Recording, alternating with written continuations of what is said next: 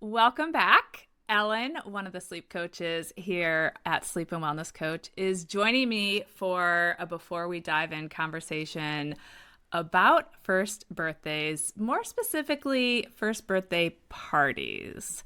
First of all, I can't even believe that sweet little Josephine is already one. I feel like she was just born. And so, fill us in. What are you guys doing for her first birthday? Yeah, so today she turned one, which is, yeah, totally crazy. I'm like, when did this happen? And we on Sunday are going to have a birthday party for her. It's what we did for Dom's birthday in January. We just rented out a gym nearby, and we are not over the top people. So, like, very minimal. We'll have a cake, and it's honestly really just an excuse for Dom to go shoot some more basketball. Like, that's all he wants to do.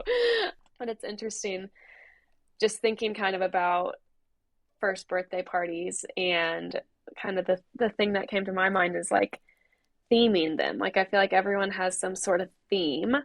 And first birthday party specifically, I'm like, she doesn't like anything. Like she's Right, not right. like Dom's birthday party, he was like, I want a basketball and I want a Mickey Mouse cake. So I was like, great, check. Like we can get those things. But like first birthday party specifically, I just feel like you see so many themes and really intense birthday parties. Are you doing just family? Or are you doing family and friends? Who are you including in this birthday party? So, good question. Tom's birthday party, his first birthday party, we did just family. Joe Paul is one of nine siblings, one of 10. He has nine siblings. And most of his siblings also have kids. So, it's like if we do anything, it's a big ordeal. And then my family, all of my mom's siblings live in like a 10-mile radius here. So, Oh, it's like wow. they're basically, immediate family to us. So, anyway, it's like a big ordeal anytime we do anything. So just family still means it's a big thing. But for Dom, it was just family. And then we have a few close family friends now that have kids around both Dom and Josie's age. And so we will invite them now, especially since we're just going to a gym where, there's no real limit on who can come. So we'll have some friends, some around Josie's age, but really just people for Dom to play with and people that we like being around. So That's awesome. Yeah, so I think the first birthday party thing is interesting. And this is one of those things on social media. You just see some people going all out and with these themes. And, when I think back for Addison, my husband had really strong feelings about a birthday party, and he comes from a big Italian family where, kind of similar to what you're talking about, his aunts and uncles all lived on the same street. Like it was actually called Egidi Lane. And I've joked that it was like the family compound. They all lived up on this hill. And so they got together a lot to celebrate, I swear, like every occasion, including all these birthdays. And I came from a family that didn't really make a big deal out of birthdays. And so we did have a birthday party for Addison, our first, when she turned one. And we just had a handful, I think four other families that we had been spending a lot of time with in our neighborhood. And a few of them had kids around that same age or a little bit older. And we just kind of all hung out. Addison has zero recollection of it. We did get some cute pictures. For that birthday party, I was already pregnant again and not feeling well. And so I did not love it. It was just not, it did not bring me a ton of joy. It felt like work. And at that point, Addison had never had sugar. She didn't even really like her cake. Like the whole thing, I was like, oh my gosh, this is just a lot more work than it was worth, probably because I was pregnant and not feeling well. So when Ainsley turned one, at that point, now I had two babies and I was struggling with postpartum anxiety. So unless I have completely spaced out, we did nothing for her birthday. I mean, I'm sure we got her a cupcake or something and we did something with just us, but we did not do any sort of big birthday party. So far, she has not asked where are the pictures of my first birthday party. And so she doesn't really know that we didn't have one. But I think I fall into the camp of the first birthday is really about what brings the parents joy. And if it's to have everyone there to spend time with you and celebrate your family and frankly the fact that you've kept everyone alive for a year, I think that's great. That's a little bit what I felt like at Addison's, like we did it, we kept her alive for a year.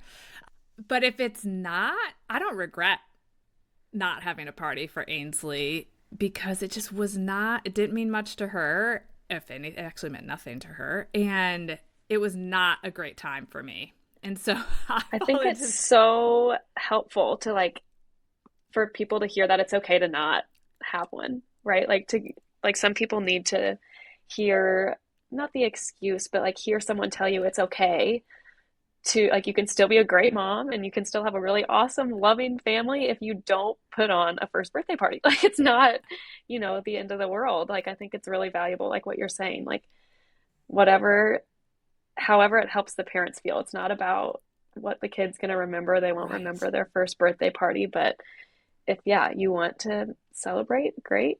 If it's not working or you don't want it, it's too much work, great. Like, that's totally fine too.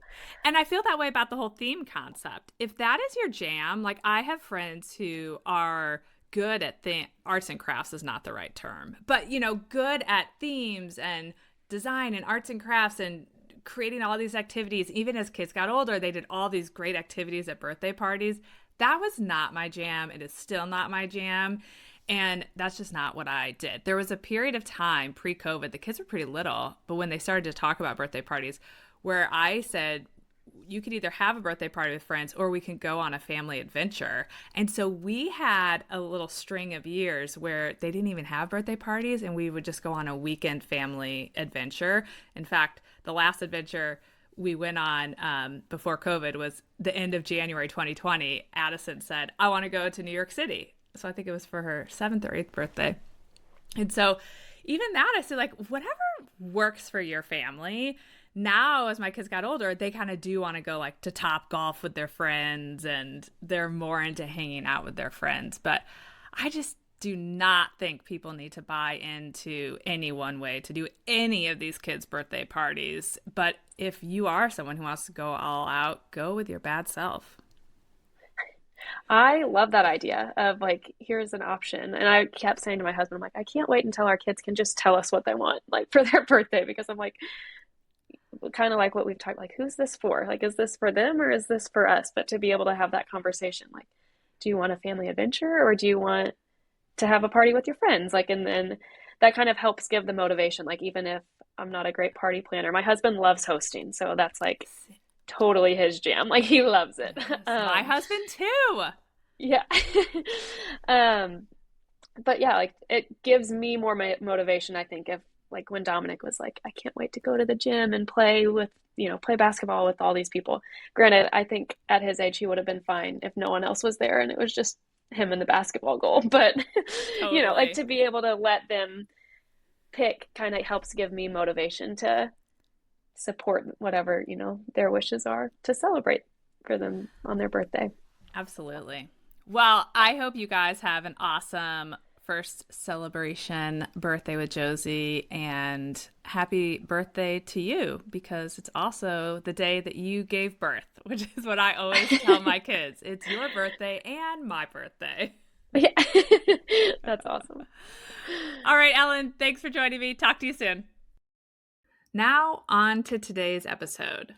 Today, we're talking about one of the most common mistakes I see parents making when it comes to toddlers' bedtimes. And it's common for a reason. It makes logical sense. If you're wondering whether it's time to shift your toddler's bedtime later, this episode is for you. Hi, I'm Allison Egidi, a pediatric sleep and wellness coach and a mom of 2. I love to help parents find solutions. This is How Long Till Bedtime.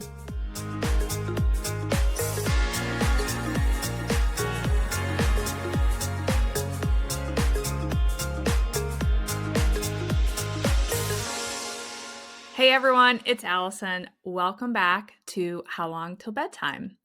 If your toddler is suddenly taking forever ever to fall asleep or bouncing off the walls when bedtime rolls around, it's so easy to assume that the solution is a later bedtime. But here's the thing, that's almost never the real problem. The number one mistake I see parents make with a toddler bedtime routine is thinking my child must not be tired yet. They need a later bedtime. It's such a natural conclusion. Your toddler is getting older. You see them wide awake. They're zooming around. And you figure they just need more awake time and they need to wear themselves out a little bit more. But 9 times out of 10, that's not actually what's happening or what they need. So, what's really going on? There are two likely reasons these tricky bedtime behaviors show up. Number one, too much activity before bedtime. Toddlers are little bundles of energy, and if the last hour before bedtime includes running, jumping, wrestling, or tickling, their bodies are definitely not receiving the message that it's time to get ready to sleep. So even if they're tired, all that activity revs them up, and it's going to make it harder for them to settle when you want to turn lights out. I like to say that for many toddlers, letting them run up the stairs to take their bath or jump on the bed for a minute to get the last wiggles out is the equivalent of you or me running 2 miles and then trying to fall right to sleep afterwards. I don't know about you, but for me, that would be pretty tough. Number two, they've caught a second wind.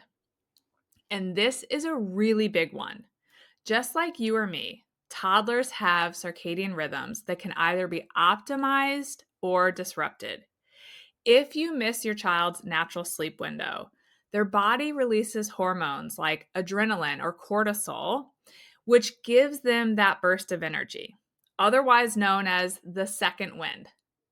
That's why you'll see a toddler who may show some signs of being tired earlier in the evening, suddenly bouncing off the walls come 7:30 or 8 p.m. It's not that they're less tired, they're actually overtired, but they have shifted into that second wind mode. So, what is the solution?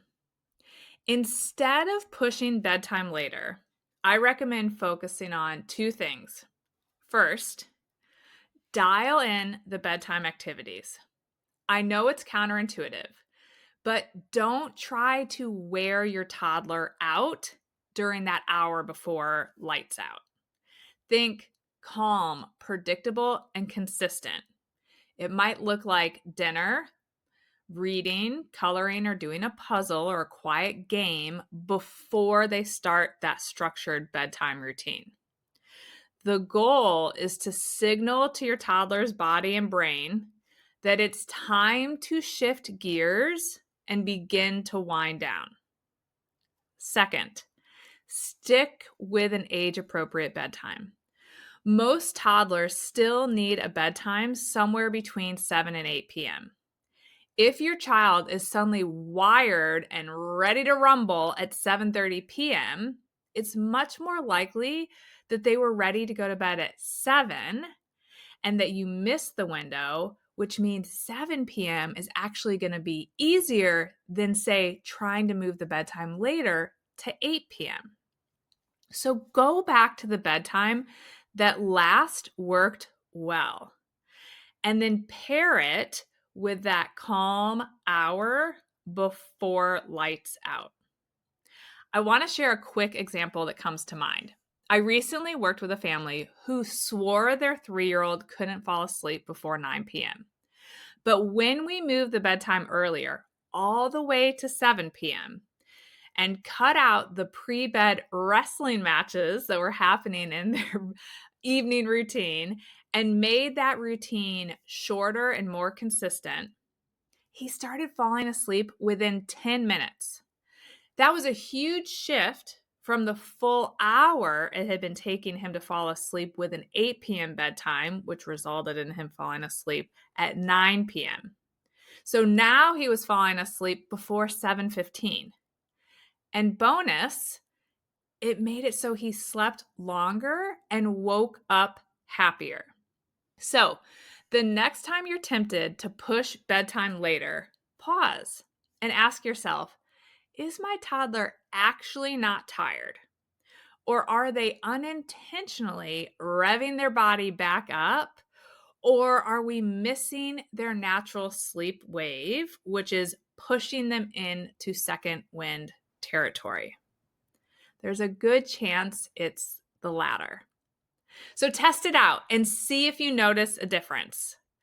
As always, thanks for joining me for today's episode. If you found this helpful, share it with another parent who's in the trenches of toddler bedtime struggles.